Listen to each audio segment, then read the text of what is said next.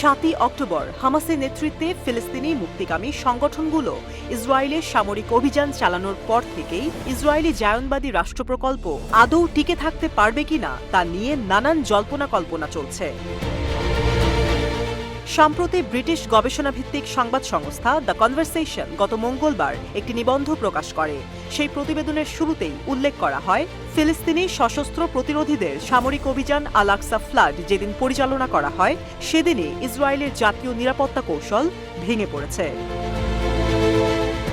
7ই October ইসরায়েলের জাতীয় নিরাপত্তা কৌশলের 3টি গুরুত্বপূর্ণ উপাদান প্রতিরোধ, আগাম সতর্কতা ও প্রতিরক্ষা সম্পূর্ণরূপে ব্যর্থ প্রমাণিত হয়েছে, এমন ব্যাখ্যাও প্রদান করা হয় নিবন্ধটিতে। এদিকে হিজবুল্লাহর মুহুর্মুহু হামলা ইসরায়েলের জাতীয় নিরাপত্তার উপাদানসমূহকে মেরামতের অযোগ্য উল্লেখ করে দ্য কনভারসেশন আরও জানায়, হিজবুল্লাহ যুদ্ধক্ষেত্রে অভিজ্ঞতা অর্জনের মাধ্যমে প্রতিনিয়তই শিখছে এবং দিন দিন বিকশিত হচ্ছে, যা ইসরায়েল রাষ্ট্রের অস্তিত্ব হুমকির মধ্যে ফেলে দিয়েছে। দ্য কনভারসেশনের প্রতিবেদনের তথ্য অনুযায়ী হিজবুল্লাহ চলমান যুদ্ধে তাদের সামরিক বাহিনী, গোয়েন্দা ও মিডিয়া সেল পরিচালনায় বিভিন্ন ক্ষেত্রে উল্লেখযোগ্য উন্নতি সাধন করেছে, যা দৃশ্যমান।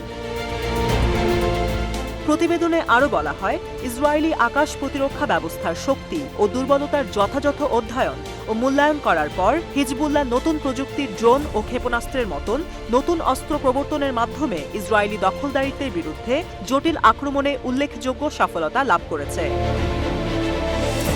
মঙ্গলবার ইসরায়েলের মারিফ পত্রিকায় সাক্ষাৎকার দেওয়ার সময় ইসরায়েল ভিত্তিক থিঙ্ক ট্যাঙ্ক আলমা ইনস্টিটিউটের গবেষণা প্রধান তালবিরি বলেছেন, যদি দখলদার ইসরায়েল ও হিজবুল্লাহর মধ্যে পূর্ণাঙ্গ যুদ্ধ শুরু হয়, তাহলে ইসরায়েলি ফ্রন্ট ভয়াবহ পরিমাণের আগুনের সম্মুখীন হতে বাধ্য হবে, যা তারা কখনোই দেখেনি। আলমা গবেষণা ইনস্টিটিউটের গবেষণা ভিত্তিক ফলাফল অনুযায়ী হিজবুল্লাহর অস্ত্রভাণ্ডারে যথেষ্ট পরিমাণে বিভিন্ন অস্ত্রের মজুদ রয়েছে। অনুমান করা হচ্ছে, হিজবুল্লাহ ইসরায়েল যুদ্ধ পুরোদমে শুরু হলে হিজবুল্লাহ ইসরায়েলে দৈনিক কয়েক হাজার ড্রোন ও ক্ষেপণাস্ত্র নিক্ষেপ করতে ভালোভাবেই সক্ষম হবে। হিজবুল্লাহর আক্রমণ ইসরায়েলকে শুধু জাতীয় নিরাপত্তা ও সামরিক সংকটেই ফেলেনি, রাজনৈতিক সংকট তৈরির পাশাপাশি ইসরায়েলের জায়নবাদী রাষ্ট্র প্রকল্পেও পানি ঢেলে দিয়েছে। ফিলিস্তিনে অবৈধভাবে বসতি স্থাপনকারী ইহুদিরা হিজবুল্লাহর হামলার প্রভাবে ইসরায়েলের সাথে সম্পর্ক ছিন্ন করতে চাইছে। গত মে মাসে ইসরায়েলি মার্গারিয়ট বসতি স্থাপনকারী প্রধান ইতান ডেভিডি ঘোষণা দিয়েছিলেন, তারা ইসরায়েল সরকারের সাথে সমস্ত সম্পর্ক ছিন্ন করার ও মার্গারিয়ট বসতি থেকে ইসরায়েলি সামরিক শক্তি সরিয়ে নেওয়ার সিদ্ধান্ত নিয়েছে। এই ঘোষণা দেওয়ার সময় তিনি আরও উল্লেখ করেন, হিজবুল্লাহর কাছ থেকে বসতি রক্ষার প্রয়োজন নেই, বরং ইসরায়েলি সরকারের হাত থেকে নিজেদের বসতি রক্ষা করতে চান।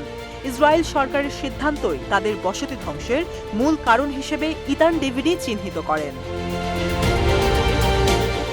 ইতান ডেভিডের এমন বক্তব্য নির্দেশ করছে, যেই অবৈধ ইহুদি বসতি স্থাপনের মাধ্যমে ইসরায়েলের জায়নবাদী রাষ্ট্র প্রকল্প দাঁড়িয়ে আছে, সেই বসতির বাসিন্দারা খোদ ইসরায়েলের সাথেই সম্পর্ক ছিন্ন করতে উদ্যত, যা দিন শেষে ইসরায়েল রাষ্ট্রের অস্তিত্বের জন্য বিরাট হুমকি।